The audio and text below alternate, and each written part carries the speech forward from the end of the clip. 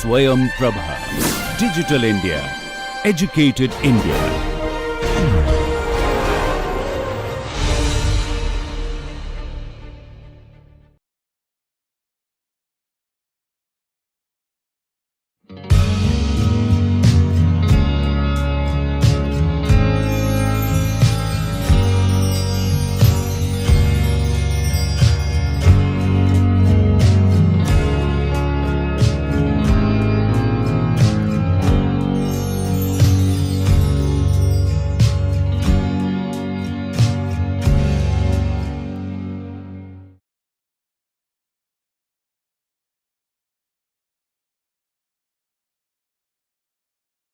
Hello everyone, welcome to the 15th lecture of this massive open online course on Sociology of Development. As you know, we are in the 6th week of this course, NPTEL course on Sociology of Development, and we are discussing the third phase of modernization theory through the works of Ashish Kothari, Escobar, Saleh, Demaria, Acosta and so on. Okay. In the last class, what we have discussed, if you slightly recall, we have discussed how theories of modernization are explicitly or implicitly theories of capitalist development. And in the last class, we have discussed finding pluriversal paths. Okay. I mean, when I say finding pluriversal paths, I mean, I tend to or rather I intend to use the term political, that is a collaboration among dissenting voices over the kinds of alternative worlds that we want to create. The distinction between global north and global south is not simply based on geographical locations, rather it has significant economic and geopolitical implications. Then we have discussed altered globalization alliances, how there is a misconception that development is linear, unidirectional material and financial growth driven by commodification and capitalist markets. Development in relation to traditional discrimination and violence against women, youth, children, intersex minorities, landless and unemployed classes, races, castes and ethnicities. And we have discussed the works of Marx and Gramsci in this context. Then we have discussed limits of developmentalism as it shapes reforming solutions to global crises, market mechanisms, geoengineering, climate smart agriculture, the population question, green economics, reproductive engineering, transhumanism and so on. And then we have discussed the idea of sustainable development, the agenda of sustainable development goals, transforming our world, the 2030 agenda for sustainable development, and what are the flaws. Then we have discussed when we try to search for pluriversal paths, we have discussed ecological wisdom, integrity, resilience, social well-being and justice, direct and delegated democracy, economic democratization, cultural diversity and knowledge democracy. Okay. Now, we are going to discuss in this class, we are going to discuss these 6 points, breaking the chains of development through the works of Nemo Bashe, then development for the 1% only by Vandana Shiva, Maldevelopment by Jose Maria Tortosa, the development project by Philip McMichael, the Latin American critique of development by Maristola Swampa, and BRICS, I mean Brazil, Russia, India, China and South Africa by Ana Garcia and Patrick Bond. Why I am trying to look at especially these two, I mean the Latin American critique of development and BRICS, precisely because from the next week we will be engaged in critiques of modernization theory, and then we will move on to the dependency theory, which is a byproduct of the convergence between two intellectual trends, namely neo-Marxism on the one hand and the United Nations Economic Commission for Latin America on the other, popularly known as ECLA tradition. Okay? Neo-Marxism on the one hand and the ECLA tradition on the other. Okay? Now, let us start with breaking the chains of development by Nemo Bashe. The key words that we are using for discussing this part, okay, Africa, development, colonialism and climate change. The pursuit of development has promoted, as Bashe argues, butchery on the African continent. The notion that the path to development taken by others is what we must follow is essentially imperialist, used to justify colonialism, neo-colonialism and neoliberalism. The fact that this still holds sway is a testament to the resilience of capitalist primitive accumulation. The forces behind these phenomena now promote the enslavement of nature and the enthronement of warfare with ultra-modern weapons. Development in the linear pattern etched by the global north, I mean the developed countries, is a rigged idea that snacks notions into developed and underdeveloped categories. Development study suggests growth, expansion, enlargement and spread, none of which captures the sense of justice or equity or considers the ecological limits of a finite planet. Most African governments have not interrogated the concept of development itself. Political leaders are yet to dissect the fact that the industrialized world got to where it is now through unsustainable exploitation of nature and unjust exploitation of territories and peoples through the process of colonialism. I mean, scholars such as Walter Rodney, Ibequois, Franz Fanon, who wrote The Wretched of the Earth, have produced excellent exposés or that should have ignited critical introspection. Or perhaps the leaders are not bold enough to reject an unacceptable pathway, having witnessed new agents of imperial powers that assassinated Sankara of Faso and others who had propagated alternative notions in contradistinction with the notion of development.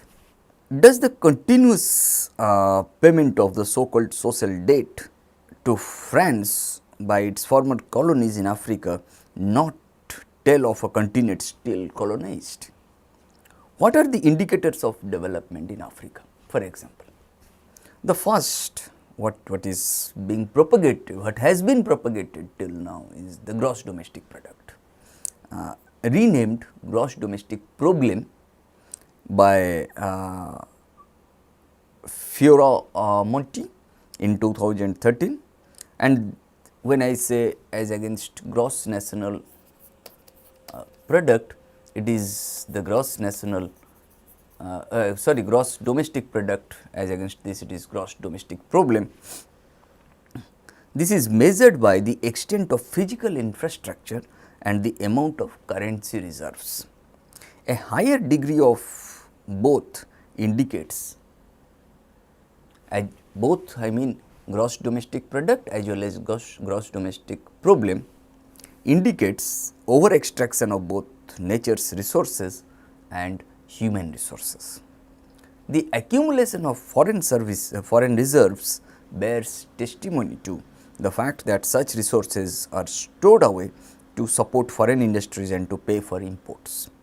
When nations are liquid according to the parameters of the Bretton Woods twins, namely the IMF and the World Bank, they are quickly encouraged to obtain foreign loans from the holders of their reserves, and once they are in dire straits, they are offered extreme conditionalities that they must meet before the noose can be slackened. The pillage, the global pillage that went with colonialism is often overlooked. Some even see colonialism as a form of aid that helped shine light on an allegedly dark continent. I mean, Hickel in 2015 suggested that the reparations debate is threatening because it completely upends the usual narrative of development.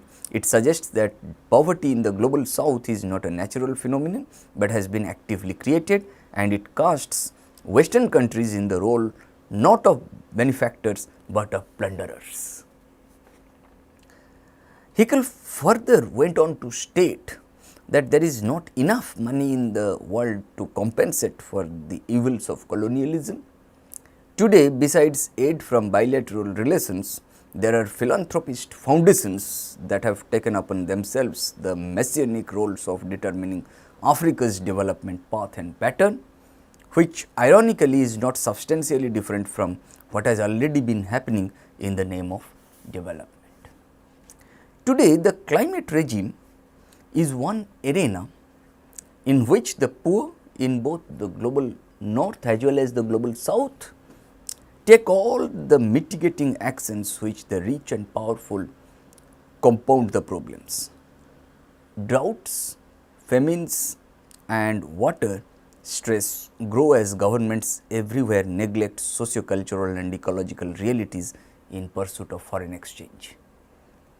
To grab more cash, governments buy the carbon offset and market environmentalism bets and loosen environmental and financial controls for transnational corporations. And these manifest in land grabs and in the displacement of forest communities, either to make way for export oriented monoculture plantations or to lock up forests for carbon stock. The global south, I mean the underdeveloped or the developing countries' new love for foreign exchange and readiness to be a dumping ground for goods leaves it oblivious to how this harms local production. A proliferation of unjust trade rules, trade free zones, violent conflicts and even wars follow. It is instructive to note that all the blood flowing in mineral rich nations such as the Congo has not stopped mineral extraction. Call them blood diamonds or blood crude oil, neither the exploitation of the resources nor their export has stopped. The way out, as Bassi argues, that is to realize that we are in a rigged game and to become agents of social change. But what is the change that we want to witness? At the risk of sounding romantic, one may say that our future may well be found in our past. That is some kind of revivalist trend that we have witnessed, not simply in Africa, but also in India. Okay? That is a problem, right? I mean, Africa has to recover her history and affirm that great steps were recorded in the immediate post-colonial years until the 1980s, when the World Bank forced its so-called structural adjustment programs on her. These were the programs that disrupted social investments and damaged manufacturing and agricultural productivity. Then the artificial boundaries that separate our peoples into various nationalities and foist divisive foreign languages on our peoples require interrogations and resolutions. We will also do well to capture the interconnectivity of our humanity that made the collective basis of communal organizing. The Africa Rising narrative may well be another means of blunting critical reflections on the nature of economic relations among our nations, as Bond argues, as well as with the nations of the global north and China. If the rise is based on conventional GDP figures, these do not reflect the objective realities of the citizens, because the figures are driven mostly by the export of raw materials from the extractive sector. Yet Africa must rise for us to, for Africa to rise, it must hold firmly into the earth, which opens the eyes to our contexts and realities, to the forces that have dominated their culture, beliefs and thought patterns. And that is when we can question the notion of development. That is when we can see the chains around our ankles and break them. And then what Bassi argues that, and then we may sound the call for an African awakening. When we look at Vandana Shiva's reflection on development only for the 1% of the population of the world, the keywords that I am going to use include global crisis, capitalist patriarchal logic, economic violence, poverty, oikos. Oikos means our home. Okay? That is why in the last class we have discussed how economics and ecology, they have their Greek roots in oikos, our home, which has disappeared over a period of time, especially in the world of economics.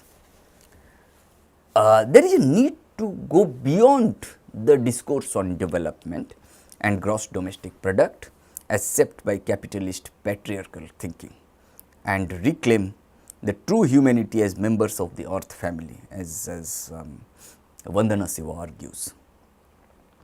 What Ronnie Lezum and Alexander Schiffer write, if the fathers of capitalist theory had chosen a mother rather than a single bourgeois male as the smallest economic unit for their theoretical constructions, they would not have been able to formulate the axiom of the selfish nature of human beings in the way they did.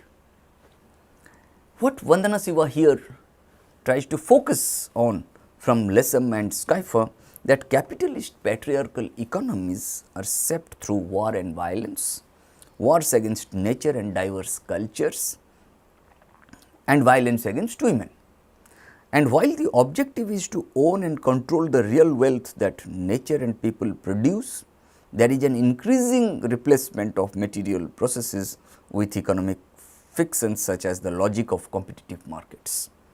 Separation is the key characteristic of paradigms emerging from the convergence of patriarchal values and capitalism. First, nature is separated from humans, then humans are separated on the basis of gender, religion, caste and class. This separation of what is interrelated and interconnected is the root of violence, first in the mind and then in everyday actions. It is not an accident that social inequalities of the past have taken a new and brutal form with the rise of corporate globalization. It is often observed today that by current trends, 1% of the global population, or maybe less than 1% of the global population, will soon control as much wealth as the remaining 99%. Today, corporations claim legal personhood over the rights of real people, but the distancing of fictitious constructs from real sources of wealth creation has gone even further. Finance is now substituted for capital with tools and technologies that allow the rich to accumulate wealth as rentiers while doing nothing. Money making in the financial economy is based on speculation, and financial deregulation lets the rich speculate using other people's hard-earned wages. The idea of growth has emerged as the measure of success among individuals and governments. It speaks of a paradigm designed by capitalist patriarchal big money just for big money to grow bigger. What the paradigm of economic growth fails to take cognizance of it is the destruction of life in nature and society. Both ecology and economics derived from the Greek word oikos, which means our home. Okay? Both words imply a form of household management When economics works against the science of ecology, it results in mismanagement of the earth, our home. The climate crisis, the water crisis, the biodiversity crisis, the food crisis are each different symptoms of mismanagement of the earth and her resources. People mismanage the earth and destroy her ecological processes by not recognizing nature as well as the real capital and source of everything else derived from it. Without nature and her ecological processes to sustain life on earth, the grandest economies collapse and civilizations disappear. Under the contemporary neoliberal development model, the poor are poor because less than 1% has grabbed their livelihood, resources and wealth. We see this today in the displacement of both,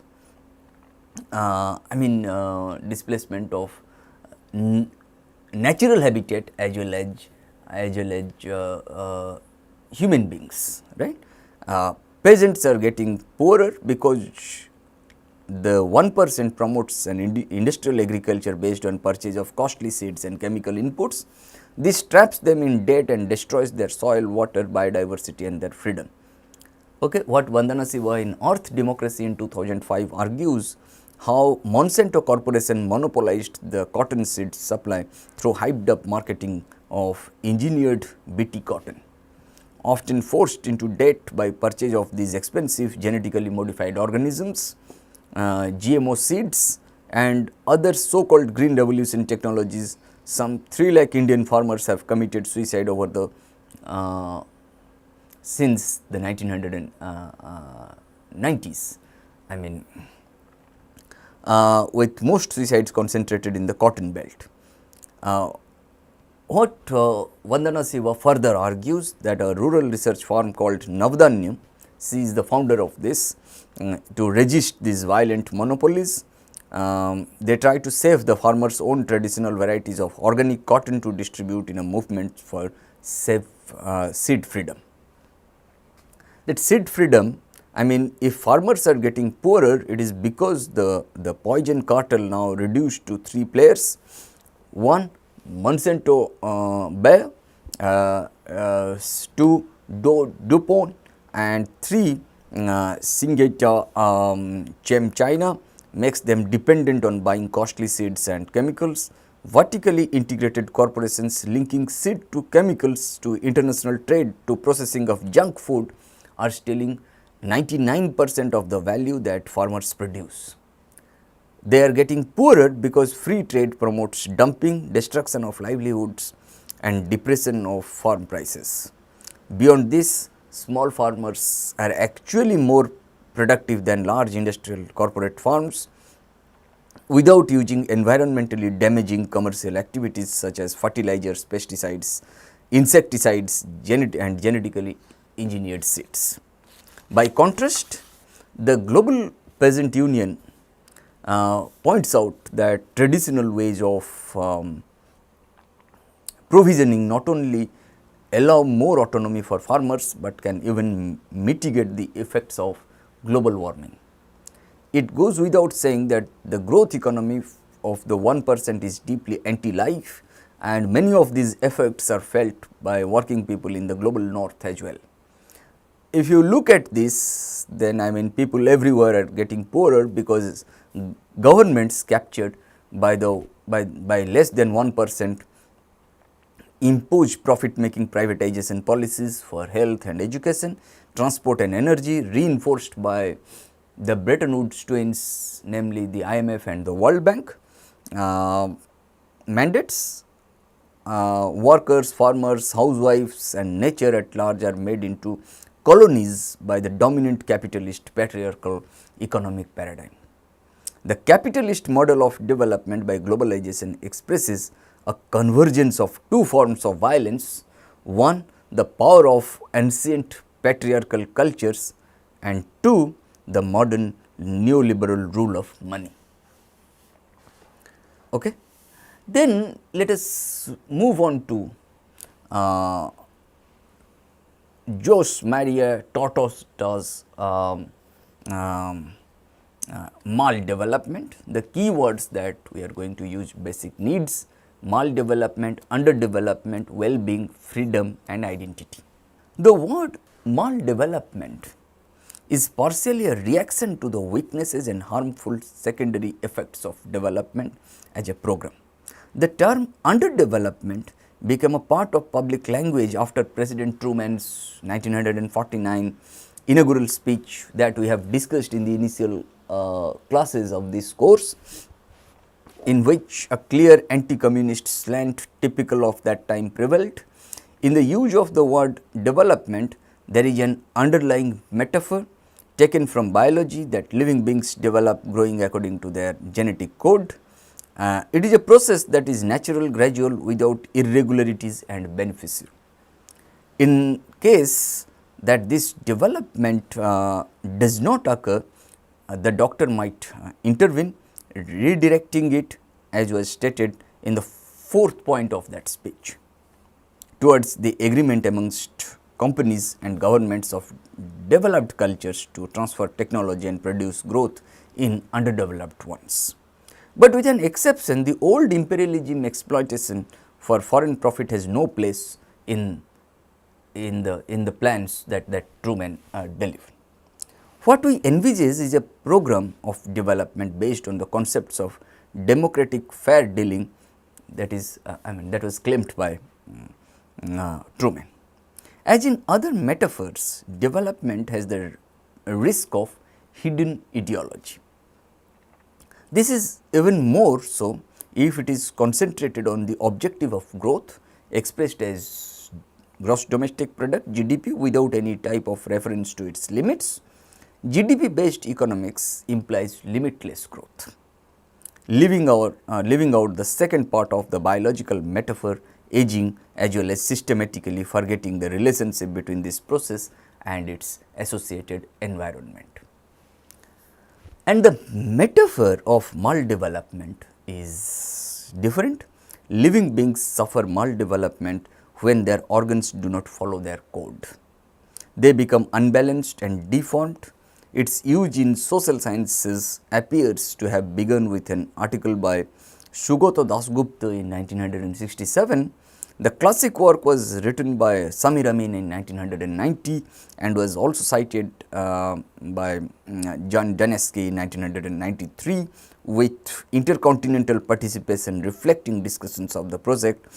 Goals. The title of that project was Goals, Processes and Indicators of Development of the United Nations from 1978 to 1982. It is a metaphor, but unlike development, maldevelopment attempts to refer to verification. First, of the failure on a global scale of the development program, and second, to the verification of mal-living that can be observed in the structure and workings of the world system and its components. If development implies a normative element, that is desirable, prescriptive element, then maldevelopment contains an empirical component which is observable, or even a critical element that is undesirable. Extending the metaphor, consider a medical clinic that starts out from a diagnosis, carries out a prognosis and establishes a therapy in terms of an ideal health, not always well defined, but whose absence tends to be clearly defined and classified as disease. In this sense, maldevelopment can be understood as part of an illness whose components can be numbered according to the numbered on the one hand, and basic necessities, namely well-being, freedom, identity, security and so on the other. And on the other, what we tend to find that there are 3 or 4 levels, local as differentiated from the state, the ecosystem and the world, in which a diagnosis can be carried out. Okay. If you look at this, then you will find that the word maldevelopment does not bring with it a classification more or less contrived of developed and underdeveloped countries. Okay. As it was outlined in Truman's speech in 1949 49 in the United States of America, along with the proposal that the developed come to the aid of the underdeveloped. The perspective that it offers is different. All countries are in one way or another maldeveloped, and the ultimate reason is their immersion in the world system that produces, in a word, capitalism, which is where the problem seems to reside. Okay. From here, very quickly we'll move on to the development project by Philip McMichael. The key words include development, climate change and food sovereignty. If you look at the mid 20th century development project materialized in the wake of economic depression, World War and decolonization as a blueprint for nation building and a strategy for world order in the context of the Cold War. The United Nations the United States led the post-war reconstruction to stabilize world capitalism and extend its economic empire to the post-colonial world. By describing the so-called third world cultures as undeveloped, the role of colonial exploitation in the rise of the West was erased. Further, idealized Western style industrial development was imposed as the universal standard, as represented in gross national product metrics, as the first world surrogates. The Bretton Woods institutions, namely the IMF and the World Bank, served as key financial agencies complementing US aid programs in targeting third world states as commercial clients and gaining access to strategic resources in an anti-communist crusade. Here, even as development was identified as national economic growth, it evolved as market rule on a world scale. Represented as a civilizational improvement on the past and participation in a future and boundless consumption, development is normalized in modern discourse as a seductive inevitability. But development is imagined and measured only on the positive side of the material ledger. However, it has revealed itself to be a paradox, betraying its initial promise. The prospect of endless material prosperity for all via an expanding commodified global market is denied by global inequality with an affluent minority on the one hand and overexploited labor population and ecosystems on the other. Instead of mass consumption, selective enrichment amidst precarious employment situation, rising debt and footloose labor register the paradox. Moreover, increasing entropy is now evident in deteriorating ecological conditions and fragile social institutions, with political and economic elites practicing self-preservation, discounting public needs and a looming climate emergency. A world awash with commodities has no environmental censors, as the United Kingdom's stern review on the economics of climate change in 2006 observed that the world's greatest market failure now is climate change. Current neoliberal development amplifies capitalism's focus on short-term gain via or through increasing the velocity of circulation of capital and commodities, juxtaposing short-term economic time with long-term geochemical biological time controlled by the rhythms of nature. For example, when shrimp agriculture, when shrimp aquaculture destroys coastal mangroves, all the shrimp you can eat development undermines not only fish breeding grounds and local livelihoods, but also repositories of biodiversity, carbon sinks and coastal defense against rising seas. Furthermore, while economic claims when economic time claims linear improvement on the past, its past is ever present in climate change. Unfortunately, those humans least responsible for climate change are its most vulnerable.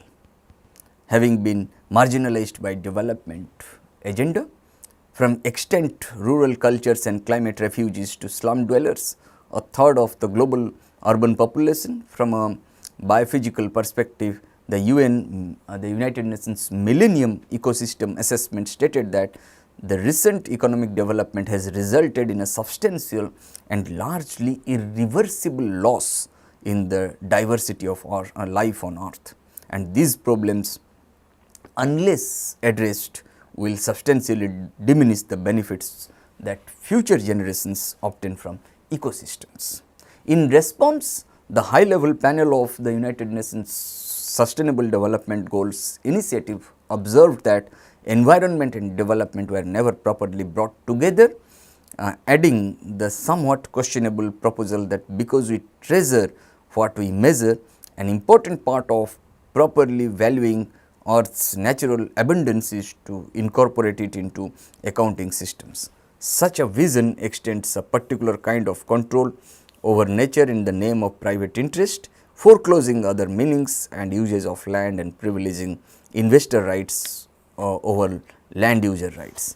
Further, it depends the externalization of nature by separating out elements of interactive biophysical processes as ecosystem services commodified in the name of environmental governance and sustainable development, possibly under an illusion that there remains sufficient natural world to sustain. Sustaining development in a compromised environment is a poor substitute for rehabilitating degraded ecosystems and promoting biodiverse practices.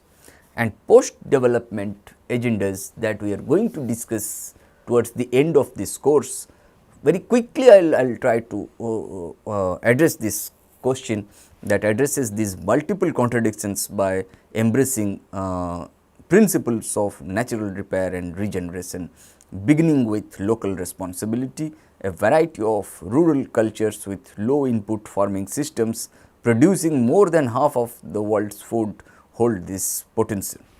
This is the genuine centuries old conventional agriculture. The development narrative concentrating capital and centralizing control has appropriated the term conventional for industrial agriculture, designating low input practices obsolete. But this too is the development paradox. Such initiatives promote natural regeneration to restore rather than ruin diversity. If you look at this, the alternatives that we want to have, Philip McMichael, as he argues that alternative initiatives must promote natural regeneration to restore rather than ruin biodiversity, sequester rather than release emissions, and convert rather than consume energy. These are post-development principles already in existence, orthogonal to market discounting or the act of reducing nature to a commodity. For the survival of humanity and indeed all life on earth, the protection of these materially and socially significant principles is imperative to the sustenance of both rural and urban environments, and in this sense post-development means ending the fetishism of the market fundamentalism. Okay? Now, let us come to the Latin American critique of development by Maristela Swampa. In the Latin American critique of development, the key words that we are going to use: consumerism, underdevelopment, colonial matrix of power, and extractivism. Critical approaches to the hegemonic notion of development have existed in Latin America since the early discussions of the Club of Rome's limits to growth argument or limits to growth thesis that we are going to discuss in the 11th week of this course, limits to growth thesis and post development. Critics have ranged from debates on sustainable development to contemporary critique of the expansion of the commodity frontier. What Swampa tries to do, she wants to highlight three key movements in Latin American thought: the critique of consumer society. When I say critique of development, I mean critique of consumer society, then critique of post development and critical perspectives on critique of extractivism.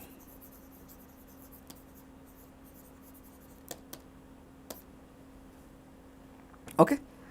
The first phase, that the critique of consumer society, is best illustrated by Furtado, Brazilian economist, who in gaining distance from classic perspectives of the Economic Commission for United Nations Economic Commission for Latin America and the Caribbean, argued that one of the indirect conclusions of limits to growth argument was that the lifestyle promoted by capitalism would only be viable for industrialized countries and elite minorities within underdeveloped ones. Any attempt to generalize the consumerist way of life would lead to the collapse of the system, and in the same vein the Argentina based interdisciplinary group, they maintained that behind the report there lay the neo-Malthusian logic characteristic of hegemonic development discourses.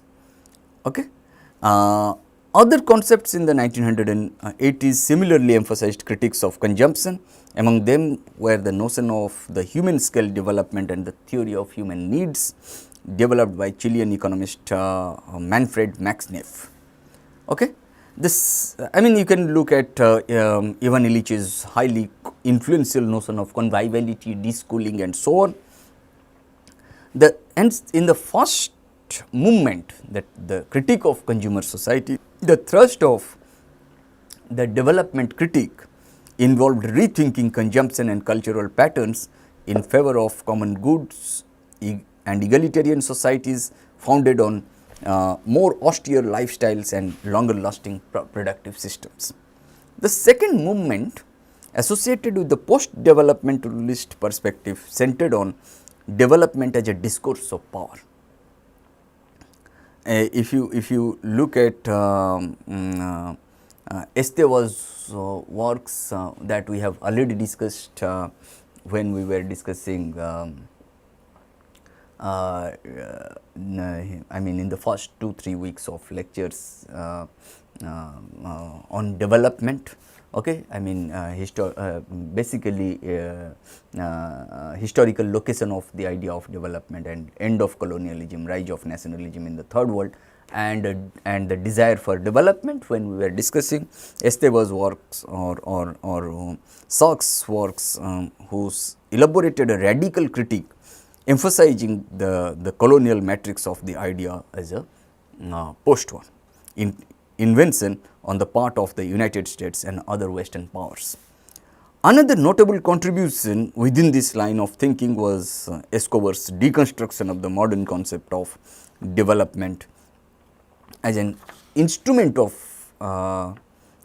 domination, revealing its main mechanisms of operation, the division between development and underdevelopment, the professionalization of development problems and the rise of development experts, and the institutionalization of development through a network of national, regional and international organizations. Escobar highlighted the ways in which development made invisible diverse local experiences, local expertise and knowledge. He further suggested, Escobar further suggested already in the 1990s a shift away from thinking about alternative development towards alternatives to development. The third and current phase in the 21st century, with the critique of existing non-extractivism and the start of the commodity consensus. This phase, the third phase, okay, this third phase spurred a critique of the productivist logic underlying development and of the expansion of extractive mega projects, large scale mining, oil extraction, new agrarian capitalism with its combination of genetically modified organisms and agrochemicals, large scale dams, mega real estate projects and others. Such new forms of extractivism are characterized by the intensive occupation of territories. land grabbing and the destructive appropriation of nature for export. While extractivism refers to the overexploitation and large scale export of primary goods from the third world to the advanced capitalist economies, the notion of commodity consensus suggests that similar to the Washington consensus, there is an agreement increasingly explicit every year around the irreversible or irresistible nature of the current extractivist model. This inevitability forecloses the possibility of considering alternatives to current development models. Beyond alleged comparative advantages such as high international prices, these trends have deepened the historic role of the region as a provider of raw materials. It has also intensified asymmetries between the global economic center and its peripheries, as reflected in the trend towards a reprimarization of national economies and the uneven distribution of socio-environmental conflicts. Unlike the previous two analytic phases, namely critique of consumer society and the critique of post development, or popularly known as the post development critique. Okay.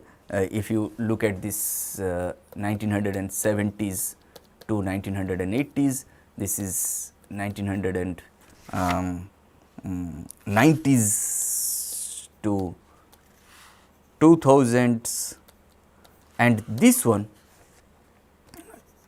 2010 onward. Okay.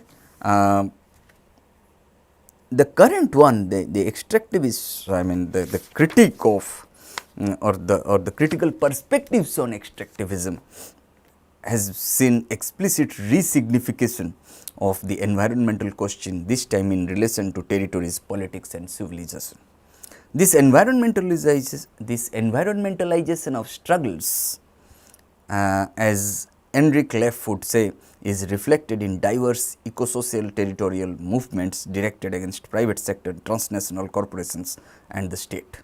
Such movements have broadened and radicalized their discursive positions, incorporating other issues such as the critique of monocultural development models. And this politics reveals a crisis of the instrumental and anthropocentric view of nature with its dualist and hierarchical ontology. Ontology means the study of the nature of being. What is being? What is existing? Given this epistemic political landscape, what we are witnessing, that the consolidation of a radical new environmental rationality and post-developmentalist vision. Horizon concepts, if you look at common goods, ethics of care, food sovereignty, autonomy, rights of nature and relational ontologies are key elements of this recent dialectical turn, especially in Latin American critical thought. And this turn synthesizes contributions of previous periods, integrates the critique of consumption models and dominant cultural patterns, and recasts the post-development perspective. Now let us come to BRICS: Brazil, Russia, India, China and South Africa. The keywords that we are going to use here, BRICS: sub-imperialism, development banks and multilateral reforms. The BRICS, the BRICS states, Brazil, Russia, India, China and South Africa were not initially considered a potential geopolitical bloc, but the world financial crisis in 2008-9 had consolidated the G20, including all the BRICS countries, for the purpose of generating a world response to financial instability based upon short-lived Keynesian principles of state deficit financing, loose monetary policy and lending coordination for bank bailouts. In 2009, the first BRICS summit took place in Russia, creating expectations of a future challenge to the dominance of Western countries in multilateral institutions. At Beijing's behest, South Africa was added in 2010 for continental balance. Okay. because Brazil from especially from Latin America, Russia represents Europe, and a tiny part from Asia, and India and China from Asia, and South Africa represents African continent. Okay. That is why Russia earlier used to be known as Eurasia, okay, when there was Soviet Union. Since then, a contradiction between the BRICS economic potential and their political role in shoring up Western-centric multilateralism has become obvious. For instance, the world crisis offered 4 BRICS states the opportunity to lobby for greater voting power in the IMF during 2010 to 15 quota reform, for which the BRICS contributed $75 billion in recapitalization funds. China's vote rose from 3.8% to 6.1% of the total, but this was at the expense of lowering the input of poorer countries such as Nigeria, whose voting share fell by 41%, well, Venezuela again by 41%, and South Africa again by 21%. High commodity prices and low wages fueled the BRICS accelerated growth prior to the price peak in 2011 and the subsequent crashes in 2015. BRICS based corporations also become major international investors. Economic modernization offers the BRICS a capitalist path to development based on exploitation of the workforce and nature. The BRICS economic growth has been marked by extreme inequality despite their leaders' demand for greater equality in the international system. The BRICS agreement to create a new development bank was signed at the Fujairah summit in 2014, the same year that Beijing created the Asian Infrastructure Investment Bank. Both banks focus on infrastructure and energy projects, ultimately serving the interests of the extractive and agribusiness industries. That is what Anna Garcia argues, I mean in the Anna Garcia and Patrick Bond. New logistics corridors within and near the BRICS states connect territories and natural resources to foreign markets such as China's Belt and Road Initiative, generating a major conflict with India over passage through Pakistan controlled Kashmir and Mozambique's Nacala corridor. The rapid operationalization of these new banks is partly due to the initial absence of socio-environmental standards that require impact assessments or negotiations with communities.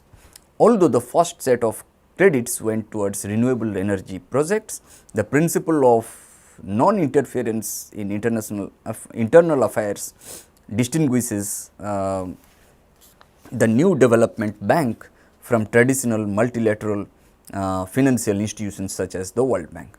And on the contrary, in 2006, the new development bank began wide-ranging operational collaboration with the World Bank, which involved joint participation in project preparation, co-financing and staff exchange. I mean, if you look at this, the Continent Reserve arrangement, which has an initial fund of $100 billion can be activated in the event of a BRICS country balance of payments crisis, but only in a manner complementary to the IMF. A borrowing country must remain an IMF structural adjustment program, otherwise it will be able to borrow only 30% of its quota of contingent reserve arrangement funds. In the case of South Africa, which will be forced to borrow a service of $150 billion debt, that quota is only $10 billion. Thus, both the new development bank and the contingent reserve arrangement function in a complementary way to the Bretton Woods institutions.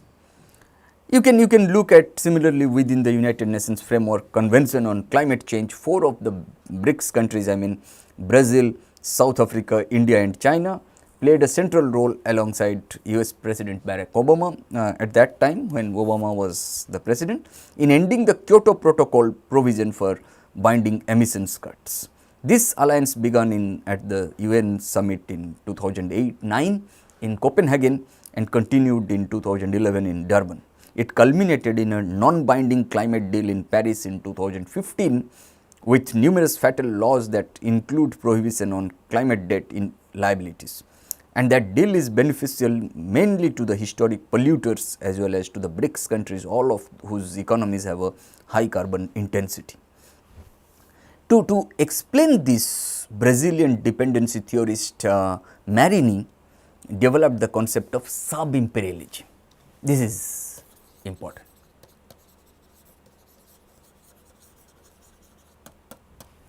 During the 1960s to identify key countries in imperialism's expansion. Today, the deputy sheriff role strengthens imperialism's ongoing commodification of everything, neoliberal economic policies, mineral and oil extractivism, and repressive control of dissident populations. And as a result, oppositional forces from both the BRICS and their hinterlands are mobilizing in solidarity to demand real change, local and global, as a still nascent BRICS from below process. Okay. Then what we have discussed today, we have discussed breaking the chains of development through Africa, development, colonialism and climate change. Development, Vandanasi was reflections on development for only for the 1% in terms of global crisis, capitalist patriarchal logic, economic violence, poverty and oikos, I mean our home. And then maldevelopment in terms of basic needs, maldevelopment, underdevelopment, well-being, freedom, identity, security and so on. And the development project in terms of development, climate change and food sovereignty. Then we have discussed the Latin American critique of development in terms of consumerism, underdevelopment, colonial matrix of power and extractivism. And then we have discussed Brazil, I mean BRICS, I mean Brazil, Russia, India, China and South Africa, sub-imperialism, development banks and multilateral reforms. Okay. We have come to the closure of the 6th week. In the 7th week, in terms of 2 lectures, we are going to foreground the critiques of modernization theory, how critical variable theories, how dichotomous approaches, they constitute the critique of modernization theory, and then what are the basis of a critique of dichotomous approaches to modernization theory in terms of the ideological critique, in terms of the empirical critique and in terms of the methodological or meta-theoretical critique that we are going to discuss in the next week in terms of 2 lectures. Thank you.